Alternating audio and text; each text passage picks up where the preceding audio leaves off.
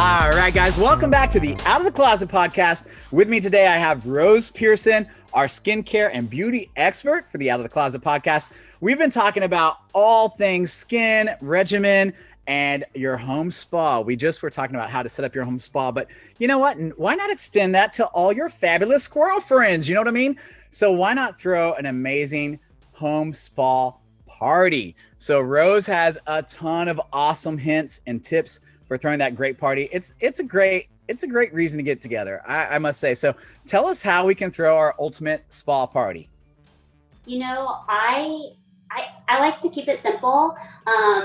Just have friends over and ask everybody to bring like their favorite makeup product, whatever beauty product, even, you know, if it's not skincare, but it's some sort of favorite multivitamin, or I mean, that's kind of weird. but No, if you listen, some people love their fish oil. Yeah, there's just certain things that, or maybe even something that they have concocted themselves that they really like to use or want to recommend. Throw in some cocktails and a cheese board or what have you. And I think it's great for guys and girls that just want to get together and share things that they like. Right. And so, and do you ever, I mean, I'm the same way. I kind of like the idea of hosting a little party. You could have like, the face mask sitting out on the table and people could self-administer. And you could have, or maybe you could even build like, one of the scrubs or something like that, there with ingredients. So, I mean, alcohol is a must if you drink, and that'll be fun. Is there anything, cause like when you're at home and you're chilling out at home, you're listening to usually like meditation music or maybe something relaxing. Do you recommend that for this party, or what do you recommend? I mean, to set the mood as far as music goes. You know, just keep it lighthearted and fun. And so I like party music. Dance away, have some drinks, glass of wine, snacks and hors d'oeuvres or whatever. At the end of the day, when you're just sharing with your friends and making new friends that way too, then it's fun. And I think that the recommendations help because everybody just likes to hear from people about things that they like. I think it's a lot of fun too. And I noticed like, obviously you can't take like a full bath, but I went to a friend that threw a little spa party, which I just thought was a great idea. And she made these little foot baths, which basically she just took those little quarter pan catering trays, like the little aluminum ones. Yeah. And she did some salt, what is it called? The bath salts. Anyway, she did bath salts in those little foot pans. And so we put our feet in there. I mean, it looked a little hillbilly, but it felt amazing. Yeah. And it was incredible. And then of course, yeah, that's a great idea. And it's even good for like little, like sort of basin bowls to do a scrub on your hand or whatever, and then rinse off in the bowl. Yep. Oh, that's a good idea. So everybody can have their own scrub. And you can, I mean, I know there's online recipes for making, these sugar scrubs and these, these do-it-yourself online scrub. Is there anything that you would recommend as like a parting gift maybe, or anything like that for the guests? Yeah, there's a really simple, I mean, you can use the scrubs that Rodeo and Fields has, of course, but I do like, there's a palm olive, the pink palm olive, and it's I think it's a 1-to-1 ratio with the sugar in a tiny little jar. There's little jars that you can get at the dollar store, what have you, and that makes for a really good hand scrub. I really like those way too. Yep. Yeah, I like that idea. And, and it might be kind of fun when you're having these people over to, well, this is up to you, but to maybe do like a vegan offering. So you're eating something healthy and clean. So that way it's, overall or whatever, order pizza, have some beers. I mean, I guess if you're drinking it, it's kind of going to undo that anyway. But okay, well, this is amazing. I'm already excited about planning a huge party and having people over and doing this. Or maybe not a huge party, maybe a small party. It sounds more like an intimate party, but it does sound like a lot of fun. It sounds like you could go and do this party for relatively inexpensive. Is there any other tips that you have for us before we have to wrap up today? I don't wear a lot of makeup, but when I do, I keep it simple that's just me personally, but I do like powders that are light on your skin, just so that they're not getting into your pores, that type of thing. And another good thing about, trying to defeat the hands of time as far as anti-aging goes, I really like using like a collagen supplement. I use a powder one that goes into my protein shake in the morning, so just drinking lots of water, hydrating, whether it's winter or summer, just because you want to flush out those toxins, and then trying your best to stay active. Those will all help with just looking youthful. Yeah, drinking water and sweating it out is like such a huge step in that process. And it is pretty incredible. Even the small steps like that, which seem like it would do nothing, can have pretty remarkable changes. So, Oh yeah. And I love the idea. So the collagen, I have a couple questions about that, because I've seen that popping up everywhere. And I thought it was just kind of like a, like snake oil, but it actually works apparently. So you're okay on the vodcast, you're holding up this looks like a Costco size jug. This thing looks 20 pounds, but what is it called? So this one is Vital Proteins. Okay. This one is an unflavored powder, and you are correct. This is from Costco because it is the cheapest that you can get it. Because collagen is kind of pricey, but collagen is what's already in our bones and our bodies, and it's a lot of what like makes your skin plump. Right. So as we're getting older, we are losing a lot of that. So just adding this, you can add it to, like I said, your smoothies or your coffee even, because this one is unflavored, but they do have flavored ones as well. But I do highly recommend this one for sure. And this one's called Vital Proteins Collagen Peptides. And so what is the scoop just like a tablespoon in there, or what is it? Yeah, tablespoon. And is it so do you do that once daily or twice daily? I do it once daily. Oh yeah, that's pretty large. I mean, it's a good scoop amount, maybe 2 tablespoons amount. Okay, well, those are amazing tips. See, I definitely learned something new. I'm gonna try the collagen. I thought it was just, when I heard the word collagen, I thought it was just like for lip injections. So when I heard people drinking it, I was like, that is crazy. But if you can add it to your drink, then I think that's fine. Well, hey, I know today has been amazing, and I know everyone that's listening is gonna want to get in touch with you. So can you tell everybody at home first how they can get in touch with you? If there's any discounts that's offered by Rodan and Fields that you can tell our listeners, please let them know about that. And then we're going to play a quick game. So first of all, how can everybody get in touch with you? Yeah, so they can give me a ring. My number is 214-725-1042. You can also hit me up on my email. It is rose.huynh1@gmail.com. And yes, I am offering a 10% discount to all my new preferred customers. And so, if you want to give something a try, hit me up and I will hook you up.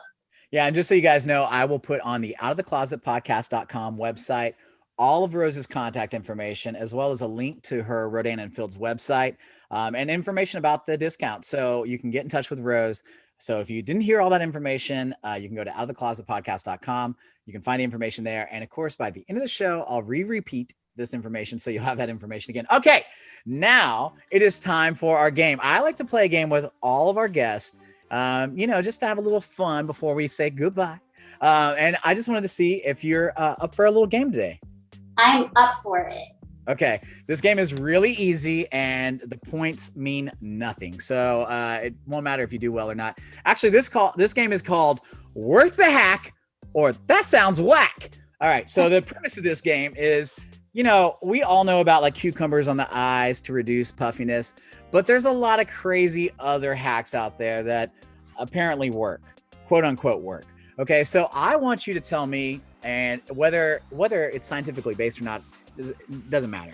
But I just want you to tell me if you think it is worth the hack or if it sounds whack. Okay, so worth the hack or sounds whack. Okay, it is said that you can use toothpaste on your fingernails to whiten them. And what you have to do is you rub the toothpaste on and you leave it for 10 minutes And eventually the same properties that lighten your teeth will lighten your yellow nails. Do you think that's worth the hack, or does that sound whack?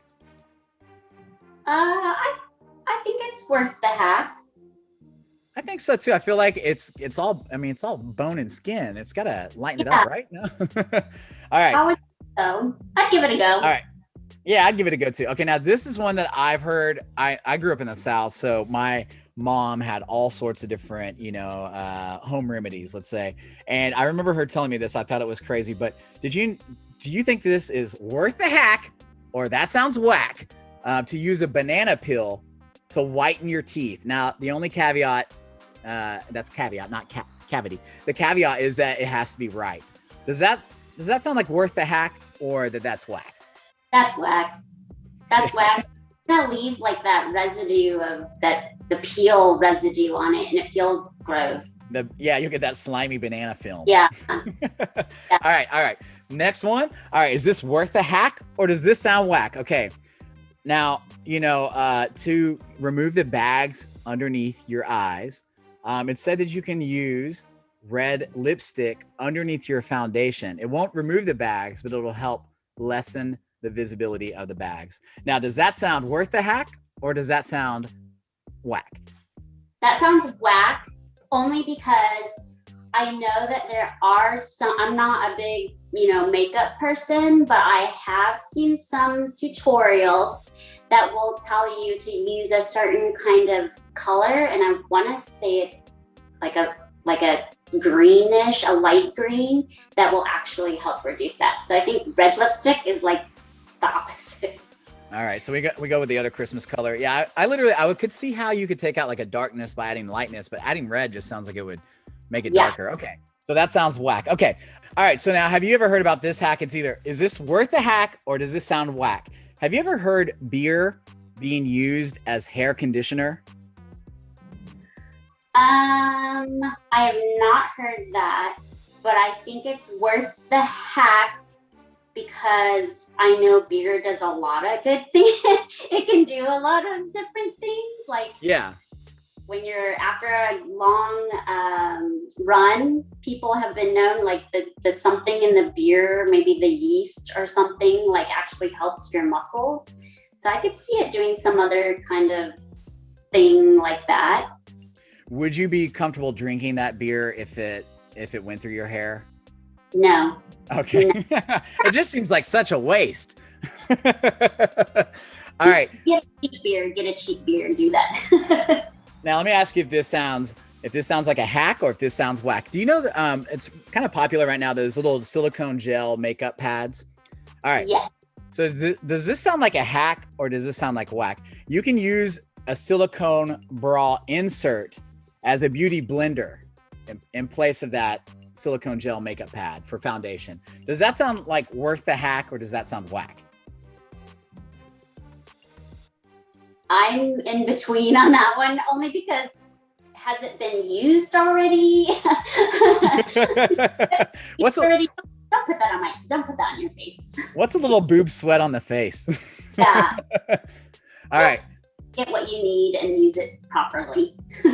Okay, now this one may sound crazy, but I want you to listen to the full description. Now, is this worth the hack, or does this sound whack?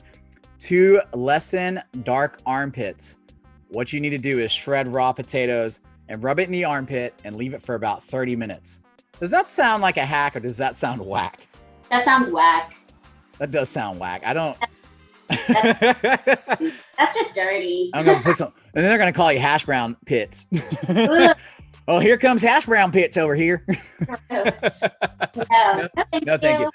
All right, and I don't know if you've ever heard this tip. You have to let us know if you think it's a hack or if you think it's whack. But it's a literal smoky eye. So basically, you have an eyeliner pen, and sometimes they're hard to put on. They don't roll really easy. So this suggestion is to not melt, but to heat the end of your eyeliner pen with a lighter. Does that sound like a hack, or does that sound whack? That's whack. You're just gonna ruin your eyeliner pen. That's what I was thinking, and they're expensive too. Yeah, don't do it. And you don't want to put molten hot, No. eye makeup on your face. maybe heat it with a blow dryer for a little bit. I don't know. Yeah, that's kind of what they were saying. It makes a smoother application, but to me, it sounds like a burn incident ready to happen or waiting to happen. All right, so let me ask you this. This is either hack or whack. All right, sometimes we have flyaways with our hair.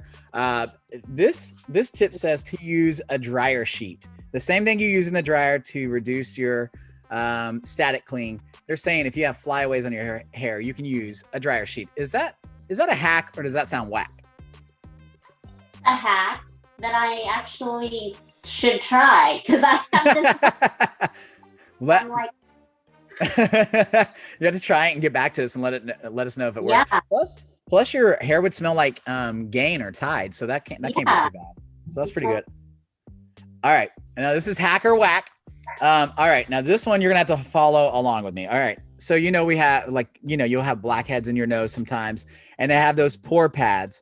But it's saying, are those pore strips? But if you don't have the pore strips, this tip recommends using those little, those little flossing pins that have the little prongs that come out with the floss in between. Yeah. It recommends using that and scraping it along the skin of your nose until those blackheads come out. Do you think that's a hack or does that sound whack? That sounds whack. It does sound a little whack, and it also sounds like it could maybe cut your skin, or if you had like a blemish or a sensitivity, it sounds like it would just cut right through that. Yeah, I think you're just irritating your skin more. All right, now let me ask you this: is this a hack or whack? Can you use Kool-Aid concentrate basically as a lip stain? That is a hack that I've heard works. I've not tried it myself, but yes, because that stuff does stain. I mean, it does stain, and I'm wondering, I guess you put it on with like a Q-tip, because you wouldn't just be like puckering your lips and dipping them in the glass. Probably add a little water maybe and create a paste. Yeah, maybe thicken it up a little bit. Okay, so that sounds like a hack. Okay, all right, now this one sounds a little crazy, but is this a hack or does this sound whack? To remove excess oil off of your skin, a lot of times you use those face blotters or those oil remover pads. This tip says use a toilet seat cover. Does that sound like a hack or does that sound whack? I think that is a hack because if you look at a lot of those like blotting things, it is sort of that same material, but I never thought of it that way. Yeah. Now, and again, you want to a public restroom, I'm gonna go, you could use that. Yeah, and who the hell has those toilet covers at home? So you would have to only get it at work or someplace of business, which to me that's kind of creepy. And then do you cut it in squares or do you just use the whole thing? Anyway, well, you'll have to use that and let us know if that is an actual hack. Or the next time I'm at Target and you hear some rustling in the stall, you'll know it's me. Just my husband would be like, "Why is this in your purse? Why are you stealing toilet?" Yeah. Or why did we get a box of this from Costco? We didn't need this. All right. Our final, is it hack or is it whack of the day? Okay. What about natural olive oil as a makeup remover? That is a hack. I know it's really good for like makeup brushes. To do like a little bit of, a couple drops of Dawn soap with olive oil and a little bit of water, and then brush your makeup brush into it, and it pulls all of that like foundation and stuff that you've utilized inside of the brush out, and then rinse it. That's another good tip. Yeah, and rinse it good, and then let it dry. I was gonna say, is there a special way to dry your brush? Just lay it flat on a towel or what have you. Our brushes for Rodan and Fields has this little case, and that's so cool. Okay, what she's showing us right now is freaking amazing. So this I didn't even expect, but this is cool. Okay, this little Rodan and Fields makeup brush applicator has this protector case that goes around the actual brush head. So it keeps it, like if you travel with it, it doesn't disrupt the brush. But then what's cool is Rose right now on the vodcast, available at outoftheclosetpodcast.com, is taking the plastic cover off the brush and turning it around to the base. And the brush sits in this plastic covering as a stand so your brush can dry. So that is remarkable. See, now that's the stuff you can't get from those cheap ass brushes. That's for sure. Well, hey, it's been a wealth of knowledge today, Rose. Thank you so much for coming on the Out of the Closet podcast. Greatly appreciate it. Thank you so much to my friend and the official beauty expert of the Out of the Closet podcast, Rose Pearson. If you'd like to get in touch with Rose, it's really easy to do. Just head on over to the show recap page for today's Out of the Closet podcast episode at our website, outoftheclosetpodcast.com. There I'll list Rose's email, links to her Rodan and Fields custom website, so you can see her and see and buy all of her products that we discussed on the show. And you'll also have her email there too. So if you have any questions, you can email her directly and get that. If you have any beauty or skin care questions, don't hesitate to ask Rose. She'll help you out. Thank you so much, Rose. Have a great week. Thank you.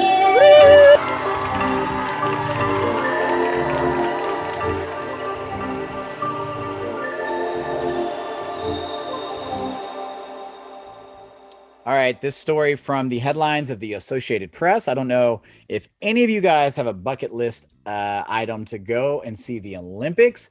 I know I do, but if I was given a free trip to go to Tokyo Olympics this year, I don't know if I would go. I don't know. Maybe I would. But things are going a little crazy right there. And the Associated Press says roads were being closed off Tuesday around the Tokyo Olympic venues, including the new 1.4 billion, yeah, that's billion with a B, national stadium, where the opening ceremony is set for July 23rd. So just a little over a month away, these opening ceremonies. Now, the AP says this is a clear sign that Tokyo Olympic planners and the International Olympic Committee are moving forward despite public opposition. Warnings about the risk of the games becoming a super spreader event and Tokyo and other parts of Japan being under a state of emergency until June 20th, this month. Organizing committee president Seiko Hashimoto told an executive board meeting Tuesday, "Today we are only 45 days away from the opening ceremony. Although the state of emergency is in effect and the situation remains severe nationwide." He also stated the number of new COVID cases in Tokyo has started to decrease little by little and strongly hope the situation will be under control as soon as possible. New infections in Tokyo are down to around 500 cases a day from the 1,000 cases just a month ago. The number of hospitalizations and the seriously ill have also decreased, but the levels are still higher than last fall when COVID-19 variants were not prevalent in Japan. Experts last week on the Tokyo Metropolitan Government's pandemic panel said the movement of people in central Tokyo had been rising for 3 weeks. They warned new infections could rebound if people continued to increase their mobility. The Prime Minister's office said just over 3% of Japanese people are fully vaccinated, just 3% as of Monday, and just a little over 10% of the population had at least just one shot because it's been a pretty slow vaccine rollout. Japan has attributed about 13,500 deaths to COVID-19 by U.S. standards. That's great, but not as low as many countries in Asia. Dr. Hiro Azaki, chairman of the Tokyo Medical Association, warned Tuesday that cancellation was still an option. He said the only viable way to hold the Olympics is to make it behind closed doors. Dr. Hiroshi Oshitani, a virologist at Tohoku University, a government advisor, reminded about the potential spread of the infection in Japan and other countries after the Olympics. He said the government and the IOC keep saying they're holding a safe Olympics, but everybody knows that there is a risk. He says it's not 100% impossible to have an Olympics with zero risk. Toshiro Muto, the CEO of the organizing committee, warned that media entering Japan from abroad could be monitored by GPS to make sure that they follow the rules that will be spelled out in this third edition of the so-called playbooks due later this month. Mutu said the media would be tested twice before they left home and for several days after they entered Japan. He said they would have to sign a pledge to follow the rules and would be restricted from free movement for the first 14 days. And then he says, if any violations are found, measures such as suspension or deprivation of accreditation and deportation proceedings will be strictly applied. He also said reporters' phones could be tracked with GPS to see if the rules have been broken. He says, we can use the GPS, and if they're going to places outside the business destinations, that will be very apparent. After 14 days, they can engage in the normal media activity and coverage. But he did not clarify if the strict tracking will apply to the tens of thousands of others who will enter Japan for the Olympics and the Paralympics, including IOC officials, officials of national Olympic committees and sports federations, all the broadcasters, all the production crews, and all the others arriving for work as contractors to the games. Pushback against the Olympic remains strong, with 50 to 80% opposed. Now, I know that seems like a lot, but depending on how the question is phrased, that has been the response. So 50 to 80% do not want the games, but it's happening. Kaori Yamaguchi, an Olympic bronze medalist for Japan in judo of 1988, and a Japanese Olympic Committee board member, wrote last week that Tokyo and Japan had been cornered into holding the Olympics. The IOC is pressing ahead, reliant on broadcast rights for 73% of its income. So it wants to get these things out. It wants to broadcast these because that's their money. And speaking of money, Japan has officially spent $15.4 billion with a B dollars to organize the Olympics, and government audits say it's even larger. All but $6.7 billion is private money. The IOC's overall contribution is only about $1.5 billion. So already, I mean, it's just an amazing amount of expenses for these games. And if the cost isn't crazy enough as it is, the latest numbers provided by local organizers say that 11,090 Olympians are lined up to enter Tokyo. In addition, 59,000 other people will enter the Olympics for a total of 70,090 people. The Paralympics involve 4,400 athletes plus 19,000 more in categories similar to the Olympic breakdown for a total of 23,400 people. Combined, that's 93,490 people for both events. Organizers say the number is 50% less than the original forecast of the 180,000 entering for the Paralympics and the Olympics. Although organizers confirmed those numbers, Mutu suggested 105,000 people might be the total number of the Olympics and Paralympics. Organizers did not offer immediate clarification to the Associated Press. For information covered in this story and to see links of articles used in this segment, head over to our website, outoftheclosetpodcast.com. Listen, to me, if you're lucky enough to go see the Olympic Games in person, just be extremely safe. It does sound like an amazing bucket list item, but it does seem like a lot of money for a host city to spend when you know that host city probably has its own issues with homelessness, and poverty, education, all those different things. So who knows? Not to be a womp. But like I said, if you are going, have a great time. Personally, I'll be cheering the United States on from the comfort of my COVID-free couch and giving myself all the gold medals for staying safe. USA! USA! USA! Go America! USA!